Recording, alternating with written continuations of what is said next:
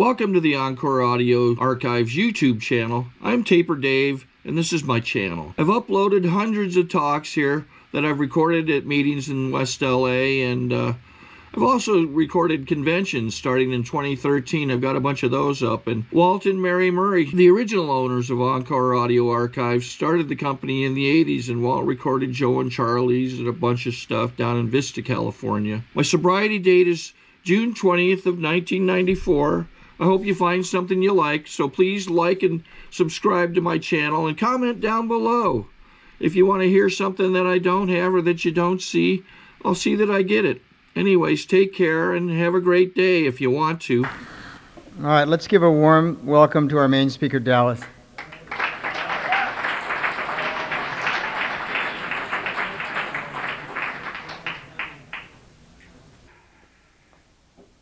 Hi, everybody. I'm Dallas. I'm alcoholic. Jesus, what a room full of losers you are.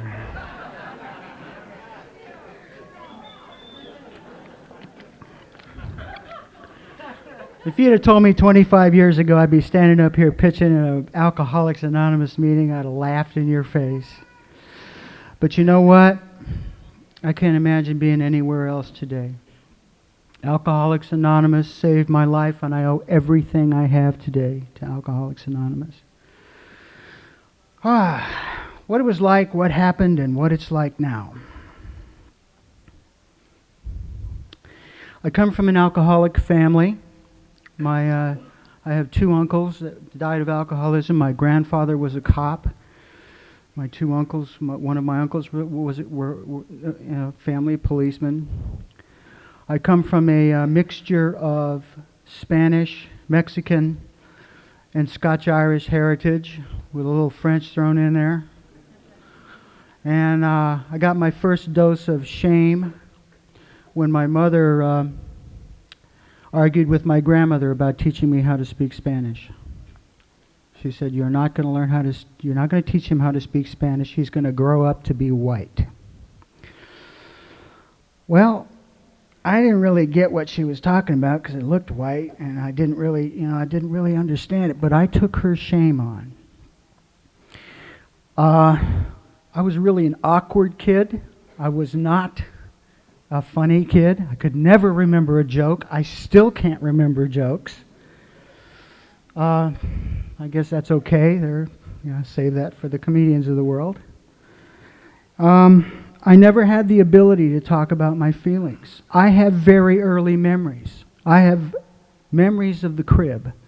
I have memories of beating my head against the floor in a temper tantrum. I have memories of pooping in my diapers.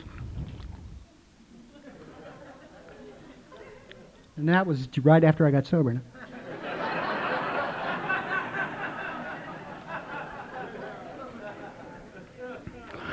What I do remember about my infancy is that I could never figure out why there was a me. I knew there was you. I understood that there could be a you, but I didn't get why there was a me. And I couldn't understand why I was looking outside of this skin and seeing stuff. I just never got that. I was terrified of death. I used to have horrible nightmares about losing my parents. I would dream about my mother's death. Now I come from a broken home. I come from my father was an airline pilot, and my mother lived with her grandparents. She was the ultimate codependent. I watched my great-grandparents die in our house. I grew up with death and loss. When I was 11 years old, my mom was a really cool lady. She was very soulful. She was very depressed, very sad, but very soulful. She loved, Ella Fitzgerald and jazz and blues, and she saw a way out for me. She took me to see a movie. It was called The Gene Krupa Story. And I was about 10 or 11, and I'll never forget walking into that little theater in San Antonio, Texas, and seeing this red sparkle snare drum. Man, and I thought that was the coolest thing I ever saw in my life. I didn't have a clue what you were supposed to do with a red sparkle snare drum, but it was impressive. The lights were shining off of it. It was glowing and glittering, and I got hooked. I said, man, this is cool. I don't know what it is, but it's cool. And then I sat through this movie. And that was a very important turning point in my life. Because what I watched in that movie was to determine who I was going to become. And isn't it ironic? I don't know if anybody remembers that story. But this is a story of a kid, a very nice kid, came from a small town. Dad was a preacher, or Dad was a Jewish rabbi or something. And oh my God, he was going to play music. So he was disowned by his family and sent to, the shame of the family.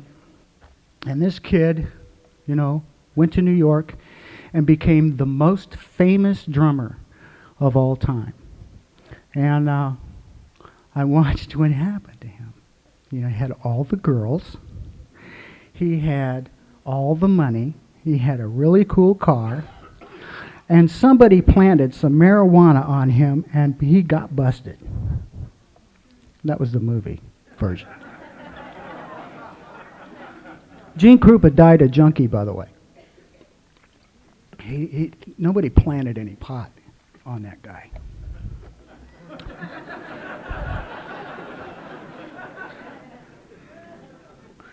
But isn't it ironic? Now, in the movie, he loses everything. He loses his career. He gets busted because the girl plants the pot in him, and he can't get a job, and he can't play the drums anymore, and he goes to the bottom. And then he comes back. He makes this big comeback. And I thought, wow, I want to do that.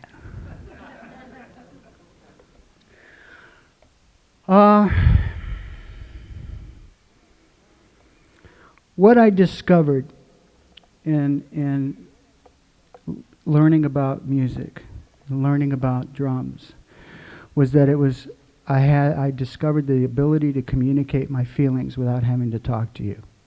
Because I didn't know how to talk. I didn't know how to say, I feel. I didn't know how to say, I'm scared. I didn't know how to say, I'm angry. I did two things. I'd bang my head against the wall, or I'd cry all night. So the drums gave me my life. I was able to be accepted. I could get up on it behind my drums. Now they're very big drums, and they're safe. You couldn't really get to me. It's kind of like having this wall, and I'd beat on them, and you'd go like this. And I loved it. I loved it, and I needed you to love me and care about me. That was my first addiction. My mom used to take me to bars, and we had this guy. It's almost like it is out of a movie. Herbie Cohen was his name. He was the local manager booker in San Antonio, and he had the hots for my mom, and my mom kind of played up to him because she wanted to help me get work. So she would travel with me all over Texas, and I became like this child prodigy kid. And I could play the drums, and I was always really good at what I did. I just excelled at it. Why? Because I was so scared to do anything else. All I did every waking moment was sit behind my drums and play. I never played outside. I never had any friends. I didn't know how to relate to friends. I had one kid that was a friend of mine. His name was Joe. Never forget this. One kid. And that's all I could relate to. But I loved music, and I loved playing music. And I couldn't sleep at night unless I had the radio on. I'd turn the radio on, and I'd go to sleep. It was my salvation. It saved my life. It kept me from jumping out of my skin. And late one night, I told you about the nightmares about my parents dying. Late one night, I remember my grandmother came in, and she said, Dallas, something's wrong with your mom.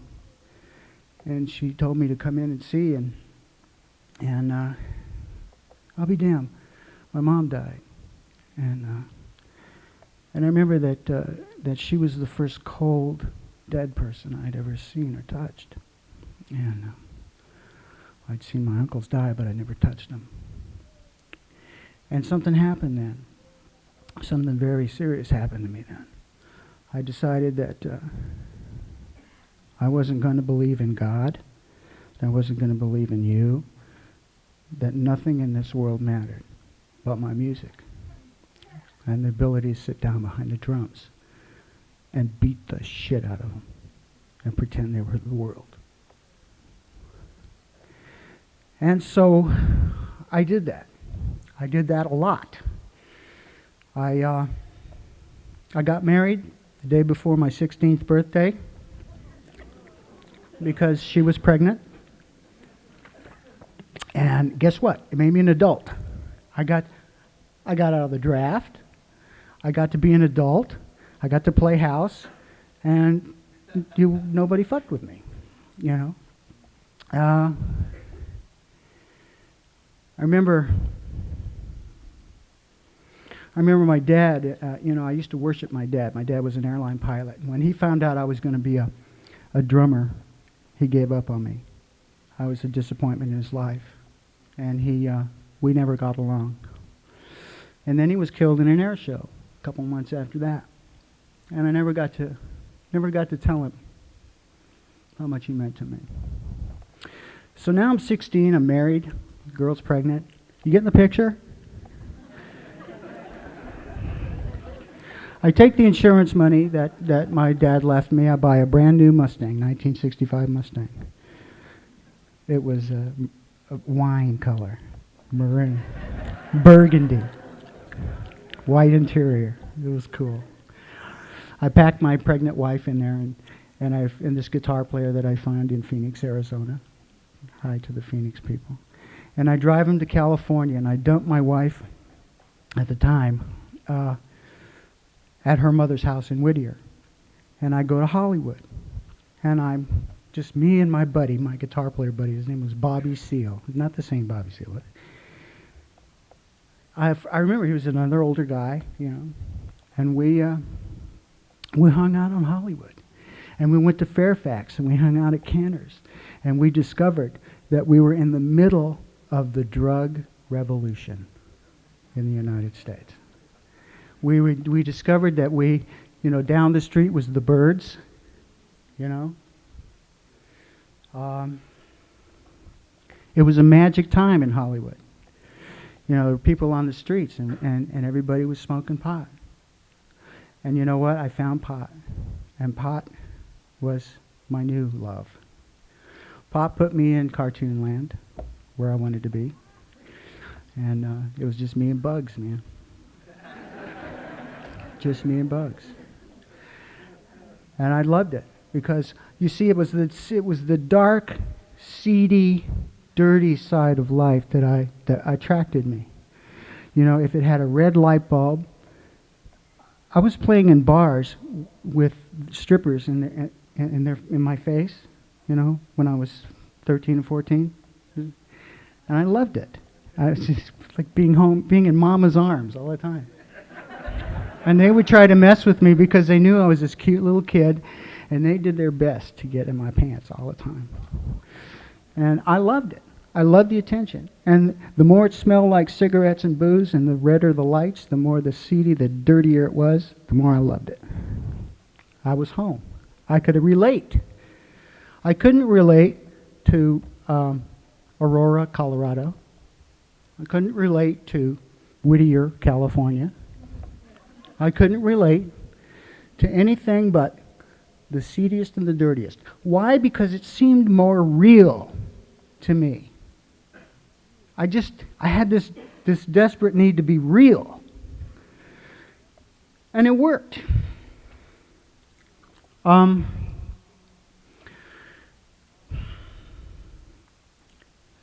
1969, late 1968, I joined a band, and we made a lot of money. And that was the beginning of the end for me. Because you can't take an addict and an alcoholic who is filled with so much self-hatred that I was and hand them $1 million. You just don't do that. You might as well have handed me a loaded gun and said, "Here, kid, go kill yourself." Now, my attitude was to be as crazy as possible. My hero was Keith Moon and, Keith Richards. And I used to hear about stories that they would do throwing TVs out of hotel rooms. So I tried it once. It was nailed to the floor. I couldn't get it.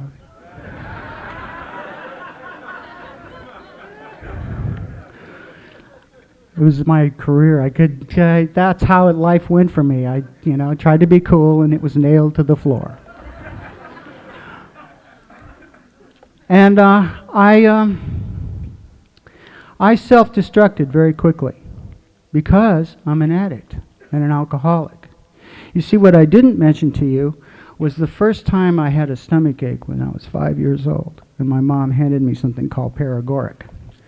And I took that Paregoric, and I swallowed it, and I'll remember this to this day.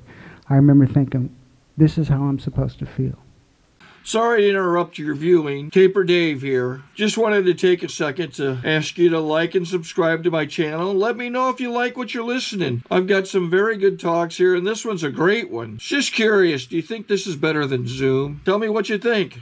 Why don't I feel like this all the time? This is normal. And all it was I was comfortable. I wasn't scared. I wasn't, jumping out of my own skin. I was just what I perceived was normal. So we're established. I was an addict out the chute. In 1972, I had already been fired from this very famous band, not because I was a junkie. I wasn't a junkie yet. You see, I was determined not to be a junkie. The first thing my grandmother said to me when she found out I was going to be a musician was, "Oh my God, you're going to grow up and be a junkie." And I laughed at her. I said, "Grandma, you don't know what you're talking about. That'll never happen to me." And I used to see the Reefer Madness movies, how they'd talk about, remember those things? And I'd laugh at Sergeant Joe Friday. I hate to admit it, but I relate to that guy today. He's kind of cool. God dang, what happened? In 1972, I was introduced to heroin for the first time, and I thought it was coke. Somebody laid a line out, and I snorted it, and that same familiar feeling came back as when I was 5. This is how I'm supposed to feel. I feel comfortable. And so I immediately went out and bought an ounce. I had to save money. It was economically sane. And I was going to be the one that was different. I was going to be the one that could control it. I was going to be the one that, and never mind the fact that I was already completely out of control behind cocaine and alcohol, And I never even liked alcohol. But whenever I did cocaine, I had to drink a fifth of Jack Daniels to take the edge off. I hated it. But it didn't stop me,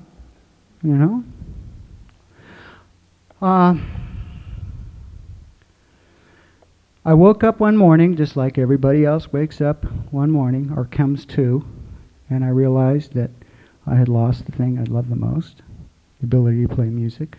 My music.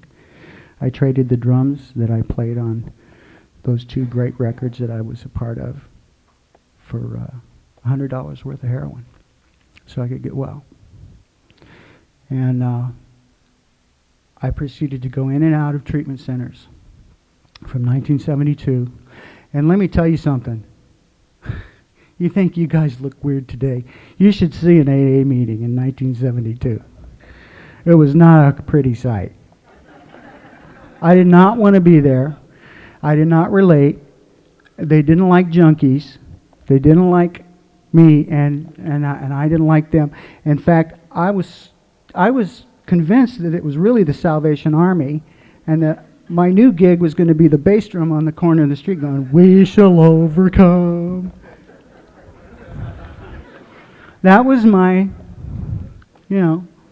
I was sitting here thinking, what would it be like for me to sit in an AA meeting for the first time today? I'm saying, look, what are these people like? Well, they seem really cool. They seem okay. They don't seem like they're dorks or geeks. They seem okay. What is it like to be an alcoholic? I want you to know that I didn't like being an alcoholic and a drug addict, but I couldn't stop. I was on methadone for 10 years. I couldn't stop. And in 1984, after many rehabs, I found myself in a little shack in Silver Lake. I still had my gold and platinum records, by the way, and they were all scratched up. Somehow I got them back from the dealer. I don't know how that happened. She felt sorry for me. I played her to the hilt. I got my gold and platinum records back, and they were sitting in this shack. And this shack was famous because Squeaky Fromm used to live there. The vibes in this place were amazing. I mean, I know there was stuff buried in those yards. And one night I got really drunk. I remember I was with this girl who I'd met in a cocaine haze, and I remember I got really drunk and I smoked some cocaine for the first time, and I didn't really, but I just remember I realized I had a spiritual awakening, and I looked at myself from outside, and I saw who I was, and I realized that I could no longer go on that way. So I decided, I made a very conscious decision. I went back to that little place, that Squeaky Fromm shack, and I grabbed a butcher knife and I stuck it right here. And I remember thinking, wish I hadn't done that.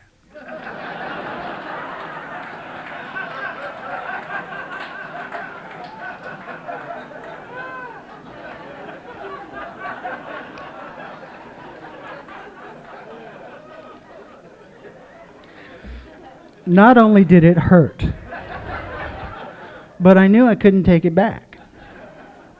And there I was with this butcher knife, and it was like, I felt, all of a sudden I was in this bad movie I was watching.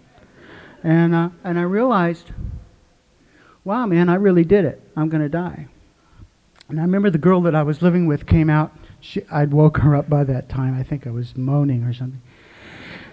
And she came out and she said, what have you done now? And I said, if I'm still alive in the morning, take me to the doctor. And she said, okay, and she went back to bed. I woke up in the morning and she wasn't there. I woke up in the morning. Isn't that ironic? I don't know how many times I've OD'd. I don't know how many times people have shot at me. I don't know how many times. You see, what you're looking at today is not the person that stood in that kitchen in 1984. The person that stood in that kitchen in 1984 was a pathetic, hopeless, self-hateful alcoholic. I was the person that everybody used as the example. Careful, you'll end up like Dallas Taylor. Careful. You better slow down, man. You're going to end up like that. I was the loser. I was the biggest loser I knew. Next to, what was the guy's name that got fired from the Beatles? That's the only other new loser I knew. I mean, can you imagine the embarrassment to be fired from one of the biggest bands in the rock and roll business? So I was that loser. And I took that with me, and I proved it. See, I knew I was a loser, but I took the control out of your hands, and I put it in my hands. I knew I was a loser.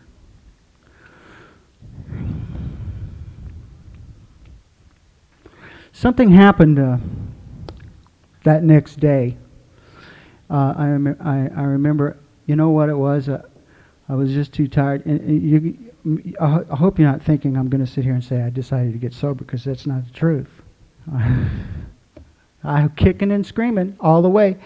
I agreed to go into a hospital because it hurt really bad, and I thought I could get some pain meds. I figured I can work this one. This is great. I got a knife wound. What are they going to say to me? You know, yeah, it's legit. I walked into the hospital and they said, "Have you ever been here before, Mr. Taylor?" And I said, "No." And I really didn't know. And they put my name in the computer, and the fucking name went 50 times. I'd been in that emergency room trying to get dope. Pitiful and incomprehensible demoralization followed me everywhere I went. And then something happened. Something happened in that rehab. It wasn't that the rehab was so special. In fact, it was kind of a place that was about to go under. The medical director was shooting coke in the back room. What happened to me was I surrendered. I gave up. I stopped fighting. And I said, I need help. And I don't care what I have to do to get it. I'll do anything you tell me. And for a self-obsessed, legend in his own mind rock and roller like me, that's a big move. You know, I didn't care about you. I didn't care about anybody. But I just couldn't go on. So something happened and I got sober. And then I remember hearing stuff that I'd been in meetings, I'd been in meetings for 10 years that I never heard. Things will get better. We'll learn how to handle situations which used to baffle us. Wow, getting out of bed used to baffle me. So, you think I'm kidding? My first sponsor said, "Dallas, if you can make your bed and take a shower, your day is successful." And that was literally all I could do in the first year. People talk about low self-esteem. I'd have given anything to have low self-esteem when I got it. It took me 5 years to get up to low self-esteem. I came here with self-hatred. I mean, that's the ultimate act of self-hatred. Stab yourself in the stomach with a knife. How can you hate anything more? And that makes me sad now, because I realize I would have been killing the wrong person. The person that's standing here today is a member of society. Not a day goes by that I don't think about and try to help another alcoholic. Not a day goes by that I don't pick up the phone and ask, "How are you doing?" What a concept. What a concept. All this stuff started coming true. Hey man, 5 years I had discovered a new talent. I was finished in the music business, by the way. There was no way I was going to go back to it. And I thought that someday I was going to be welcomed back in the music business. And I lived for that moment. They're going to discover Dallas is sober. They're going to love that. They're going to ask him back.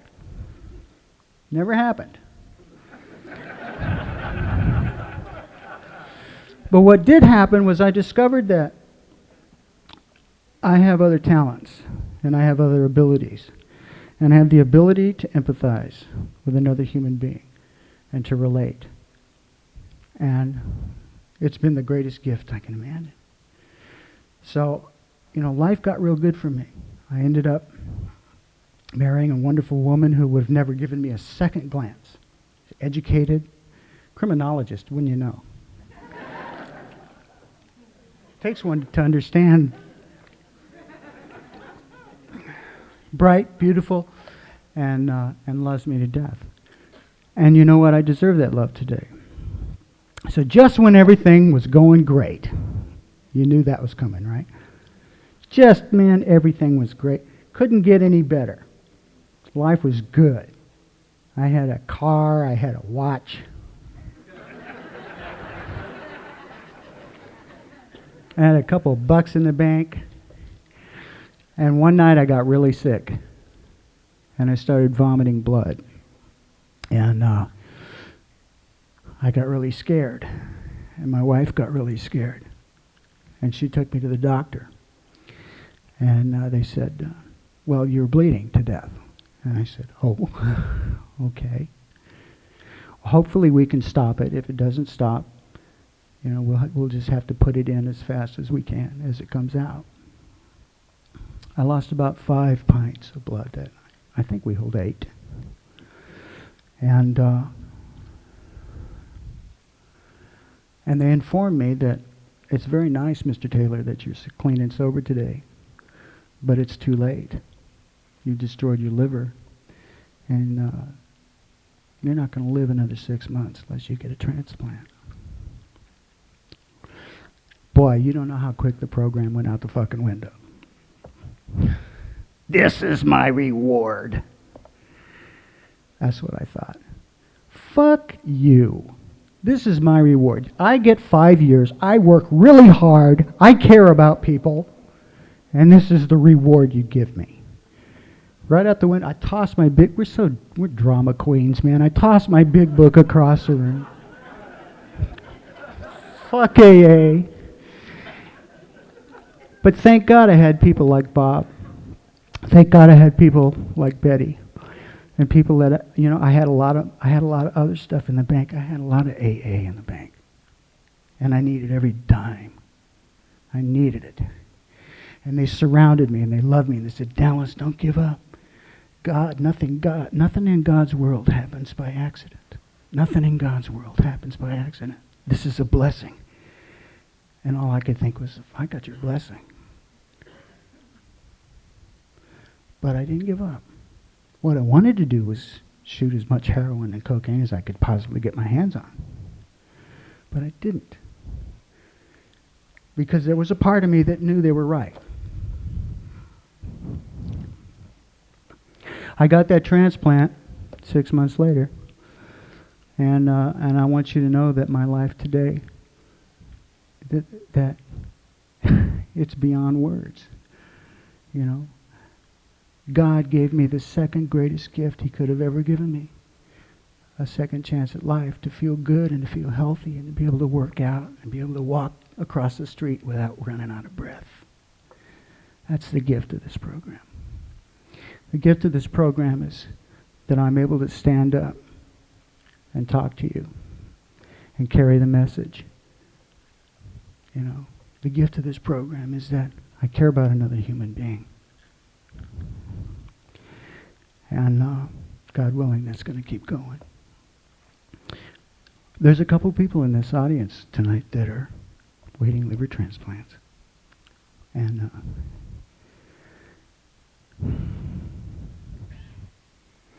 I just want you to know that you're looking at the miracle. Thanks.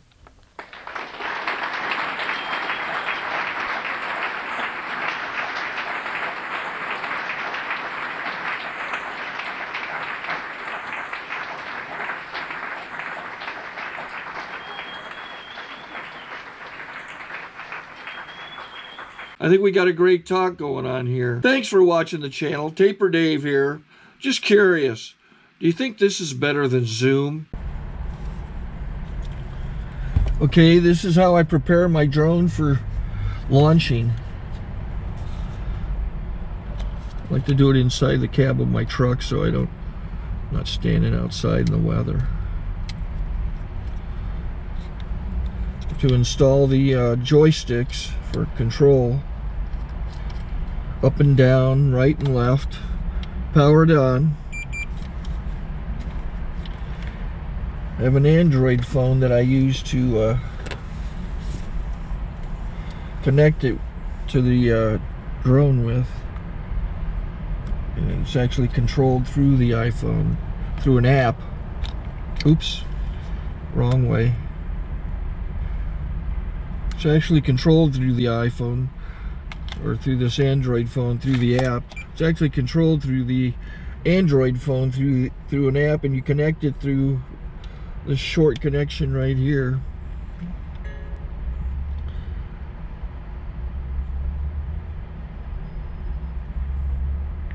Remote control connected. Remote control is connected.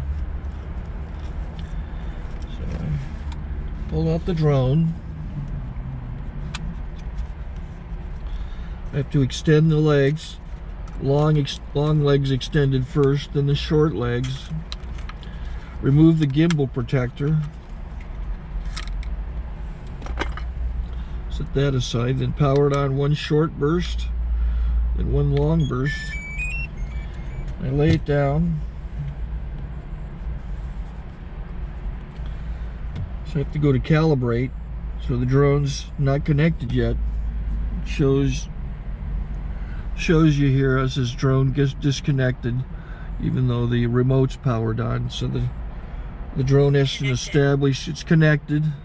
So I go into the app to calibration mode. First I'll calibrate the remote controller. Start calibration. Out, in, out, in, up, down, and then this little wheel is to control the gimbal. So it's calibrated. Go to gimbal calibration, start calibration, and then it calibrates the gimbal. I don't know if that shows up. The gimbal's moving all over the place. Changes, you can see it on the video.